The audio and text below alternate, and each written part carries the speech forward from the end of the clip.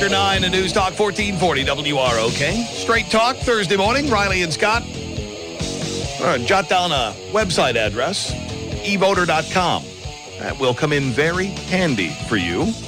At least we think so. Going to find out a little bit more. Adam Kravitz, co-founder of eVoter.com, is on the line right now. Adam, good morning to you. Hi, good morning. How are you doing? We're doing fine. How's everything going? Good. For people who are... Go ahead. No. I was going to say, for people who are unfamiliar, and I would imagine that would be a pretty good chunk of people, for right now anyway, with eVoter.com, fill us in on what it's about. Okay, well, eVoter.com is basically it's a voter information service. It's a place where candidates, voters, and organizations can connect online. Basically, for voters, who I guess are the vast majority of your listeners, the idea is that they can come to the site, they can type in their address, and they will, because it's a primary, they'll have to choose between the Democratic and Republican and Green Party ballots, but they can click on that and they'll find their polling place. They will be able to see their complete ballot all the way down to precinct committeemen, and if there are any ballot measures or referenda in their precinct. But it's the offices that they can vote for. So like the Winnebago County board districts or whatever. That's correct.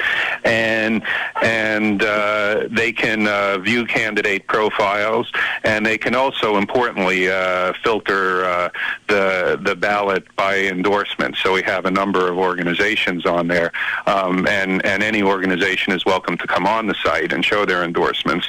So we have the Sierra Club, we have, Planned Parenthood and Right to Life, we have Tea Party Group, and we have Citizens Action, which is like a very progressive group in Chicago. So it's really nonpartisan and unbiased, and that's the basic idea. And we get calls off the air all the time about people asking, where can we go to find out where candidates stand on the issues, where we go to get more information. And eVoter.com is kind of neat because, first of all, nonpartisan, which is always nice when we're talking about elections, but also it kind of acts as a total clearinghouse for information. You can do a sample ballot. You can get connected with, as you said, the endorsements, things like that. It's really a one-stop shop, for lack of a better phrase.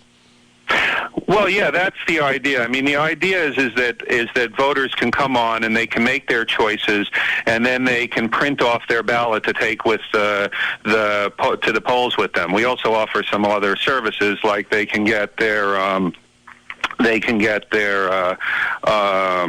absentee ballot application, or they can get some early voting information because early voting is on right now. And but the most important part is they can find out more about candidates. But the candidates actually have to come on and post their profiles as well.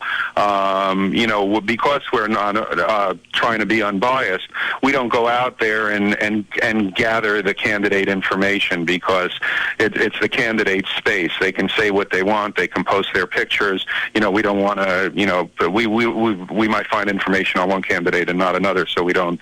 If it's an organization, the organization comes on and does it, and if it's a candidate, the candidate comes on and does it. And it's a fairly new site, Illinois, with the early primary this year on February 2nd. How has the reaction been thus far? How much response have you gotten from the candidates themselves? Well, I think. I'll look at it another way. From the voters, we've gotten a very good response. We've had so far. Over 40,000 voters in Illinois have looked up ballots on the site, and and to give you an idea, that's gone up like 1,000% from last week. Our daily traffic is just increasing every day as we get closer to the election, and people are starting to get interested in politics again. And and the holidays was a slow period, so now people we're seeing like exponential increase in traffic on the site. And at the same time, I looked at it this morning because I knew I was going to be talking to you. In Winnebago County, we've had over 1,000 voters come, and that'll probably be about 2,500. Now, the important point to recognize is these are people that have come to us through various means. We have some media partnerships, but most of it comes through search. And so people are actually Googling things like Illinois Senate race or Illinois candidates or Winnebago County, clerk candidates, or that's what they're doing. So these are actually motivated and interested voters. They're not coming to us because they're not interested in finding out about the candidates. They're very motivated, and if they're printing off their ballot, they're very likely to vote. And so with that kind of audience, more candidates should be coming on. So far, we've had about 55 candidates come on, and they have to sit down and they have to fill it in, and they have to feel they need to do it. But I think it's a little bit more important than bumper stickers or T-shirts. So now, Adam, here, here in Illinois, where the first state where eVoter is available, what are the plans for expansion? Well, our plans for expansion is the next state we're going to do is California, which has primary on June 8th, and then we're probably going to roll out in Florida,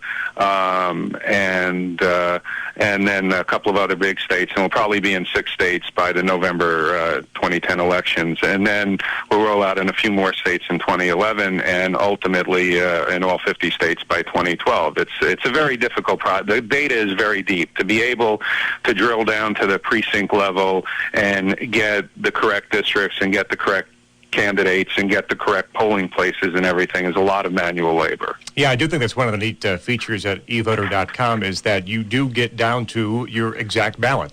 People live in different precincts, different townships, all that kind of stuff. Maybe they're not clear about where they are, but you are. Once you put in the address, the site will tell you exactly what you're going to have to vote for. And then hopefully, and I know it's your hope too, the candidates would already have their information right there on the site where they can do more research without going anywhere else.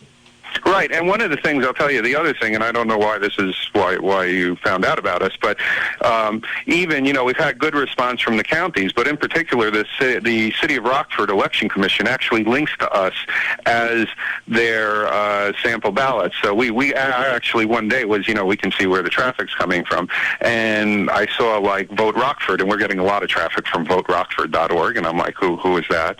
and so I went, I went there, and I'm like,